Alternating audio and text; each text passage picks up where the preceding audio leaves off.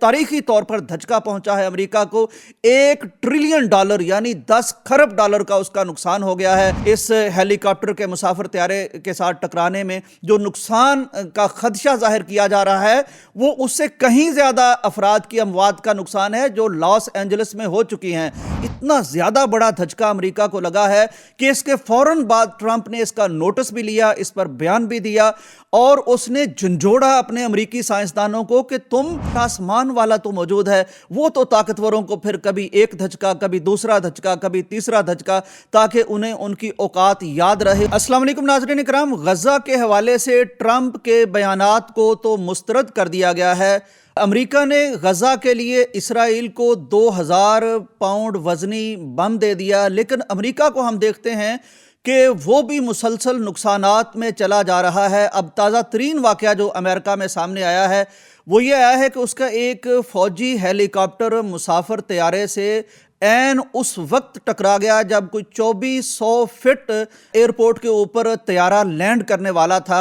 ये जो फौजी हेलीकॉप्टर जाकर टकराया है ये भी एक हैरानकुन बात है। मैं एक अमरीकी नशरियाती इदारे को देख रहा था, वो उसको खदशा है कि इसमें 12 फौजी सवार हो सकते हैं और काफ़ी ज़्यादा एमुनेशन इसमें हो सकता है। यानी एक तरफ शदीद किस्म के इस तसादुम में कई मुसाफिरों की, दर्जनों मुसाफिरों की जान जा सकती है। दरिया पोटोमक में ये गिर गया है, अब वो अंदाज़ा है कि वो लोग नहीं बच पाएंगे। उधर फौजी नुकसान भी हो गया है। ये वाहिद नुकसान नहीं है जो ट्रंप के आने के बाद अमेरिका का हुआ है। इससे पहले एक बहुत बड़ी धोबी पटखनी अमेरिका को चाइना ने दी है। चाइना ने ये किया है कि एक डीप सीक नामी AI की ऐप बना ली है। ये ऐप बनानी इतनी मुश्किल है और इस पर इतना ज़्यादा अमेरिका सरमाया लगा रहा था कि ट्रंप इस पर फख्र करता था, नाज करता था। इस AI में अमेरिका की इन्वेस्टमेंट का आप अंदाज़ा लगाइए कि अभी ट्रंप के आने के बाद $600 मिलियन ताज़ा सरमायाकारी इसमें की गई थी और ये इतना बड़ा प्रोजेक्ट था कि इसका कंप्यूटर बनाने के लिए एक फुटबॉल जितनी जगह अमेरिका को चाहिए थे, इतना बड़ा सिस्टम लगाना था। कुछ चिप्स होती हैं, इस तरह की चीज़ें होती हैं, लेकिन चाइना ने यह किया कि उसने सिर्फ $500 मिलियन में ये बना के पूरी दुनिया को दंग कर दिया। इतना ज़्यादा बड़ा धचका अमेरिका को लगा है कि इसके फौरन बाद ट्रंप ने इसका नोटिस भी लिया, इस पर बयान भी दिया और उसने झंझोड़ा अपने अमेरिकी साइंसदानों को कि तुम चाइनीज साइंसदानों से बेहतर हो, तुम ज़्यादा उनसे सलाहियत रखते हो, लेकिन तुमसे चाइना आगे क्यों बढ़ रहा है। और उसने कहा, बहरहाल उसने कहा कि चाइना ने अगर ये काम किया है तो ये भी एक मुस्बत पेशरफ्त है, साइंस में तरक्की हुई है, लेकिन बाहर अंदर से IT के मैदान में अमेरिका हिल के रह गया है और चाइना ने पूरी दुनिया को यह साबित कर दिया है कि अगर स्मार्ट तरीके से काम किया जाए तो छोटे वसाइल के साथ भी काम किया जा सकता है। ये उम्मीद भी चाइना ने दी है। लेकिन इस दौरान अमेरिका की IT से मुतल्लिका स्टॉक मार्केट में जो नुकसान हुआ है वो तारीखी नुकसान हुआ है। तारीखी तौर पर धचका पहुंचा है अमेरिका को।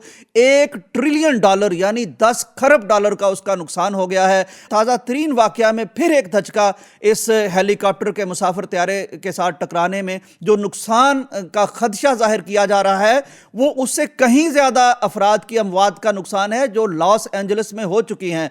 अब नाज़रीन इकराम, आप गौर कीजिए कि एक तरफ अमेरिका के ट्रंप के बयानात हैं कि गजा से तमाम फ़लस्तीनियों का सफाया कर दिया जाए ताकि इसमें इसराइल को कोई नुकसान पहुंचाने वाला बाकी ना बचे।